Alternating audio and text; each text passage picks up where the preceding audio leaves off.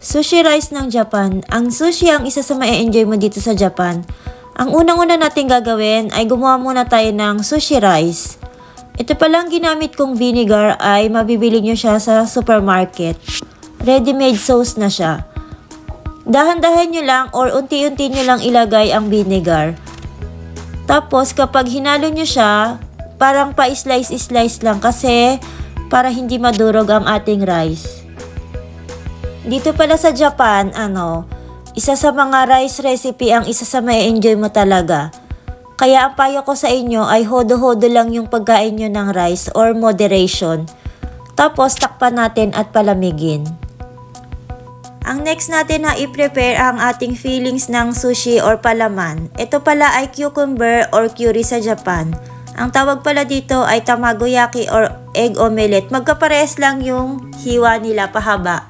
Kung gusto nyo palang matuto ng basic na tamagoyaki, meron na din akong video nyan.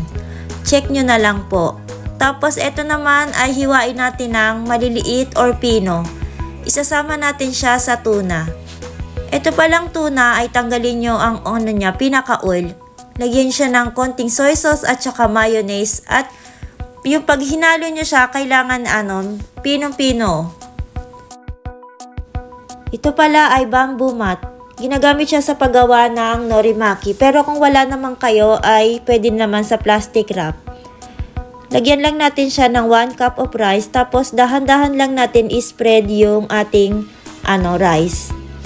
Palagi niyong tatandaan na kapag gumagawa kayo ng norimaki, yung pinaka-rough niya nasa loob. Tapos yung pinaka-makinis niya na part ay nasa labas. Tapos yung pinakapalaman niya or fillings niya, ilagay niyo siya sa pinakagitna. Maglilib lang pala kayo sa dulot-dulo ng space, wag niyo pupunuin ng rice. Tapos gayahin niyo yung pagkaka-roll ko, dahan-dahan lang. Sa umpisa pala kapag gumagawa ka ng norimaki or sushi rice, mahihirapan ka. Ganun talaga yon. Pero kapag sinubukan mo, kapag palagi mo siyang ginagawa, mas makakasanayan mo siya.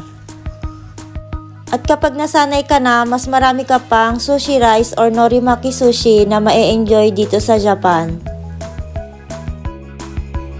Anong paborito mong norimaki or sushi rice ng Japanese?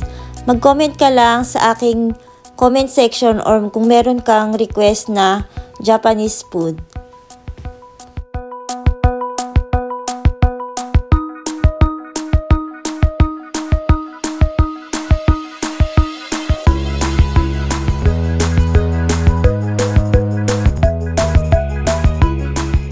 Sa 2 cups rice natin, nakagawa tayo ng 4 na sushi norimaki.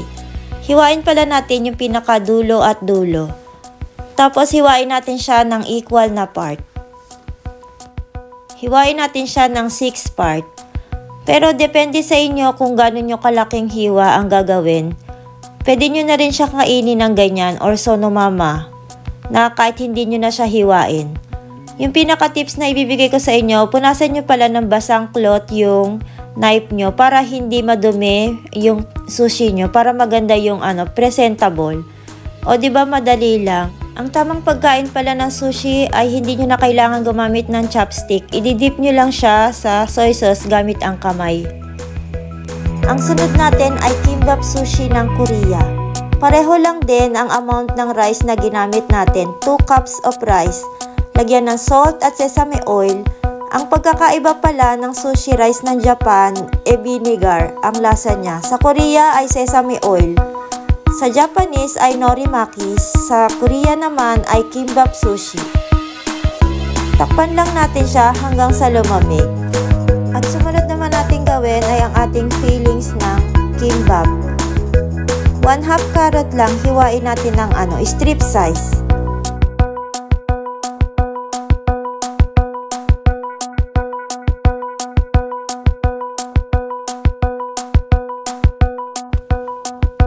At yung ating crab stick ay tanggalin lang natin sa plastic, huwag nating hihiwain. Pag hiwa-hiwalayin lang natin siya, hoguso in Japanese. Ito pala ay takoan or pickle sa Japan. Daikon siya or radish. Matamis yung pinakalasa niyan. Hiwain lang natin ng pahaba.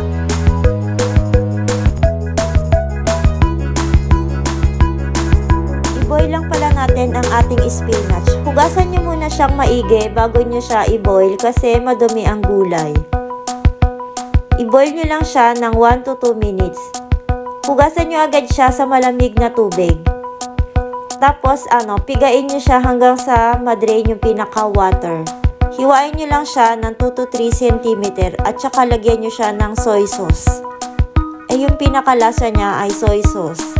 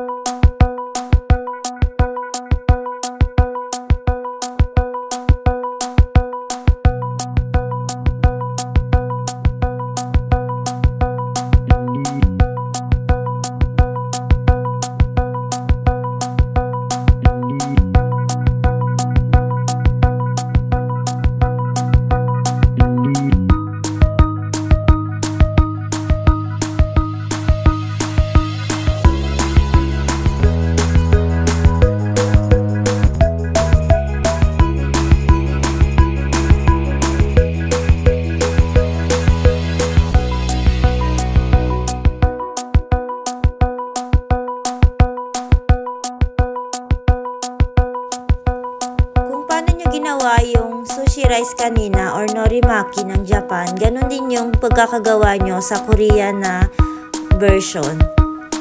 Ang pagkakaiba pala ng sushi rice ng Japan napakaraming gulay ng kimbap. Ito palang process na to, meron din siyang sandwich na version na kimbap. Yung mga Korean na food marami din version dito sa Japan. Korean food shop pero meron siyang style pa rin ng Japanese.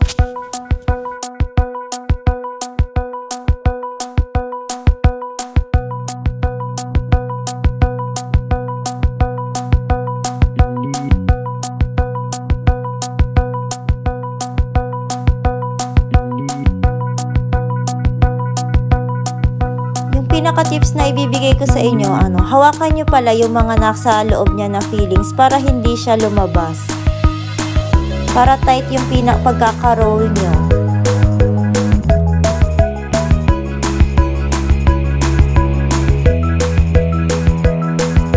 Para sa'yo, ano yung pinaka-popular na Korean na dish? I-comment mo lang sa aking section box. At kung gusto mong bigyan ko siya ng aking version, mag-comment ka lang at gagawin natin kapag kaya ko. Kung tatanungin nyo ako kung healthy ang sushi rice or kimbap, para sa akin 50-50. Kung nagda-diet ka, pwede rin kasi marami siyang gulay. Pero kapag nasobrahan ka, hindi rin okay kasi marami siyang rice. Loaded siya ng rice, maraming carbs. Dito pala sa Japan, sushi yung isa sa pinaka-celebratory ng mga Japanese. Kahit anong celebration nila, marami silang sushi na nakahanda. Hiwain lang din natin siya ng equal na size. Tapos lagyan natin ng sesame seed.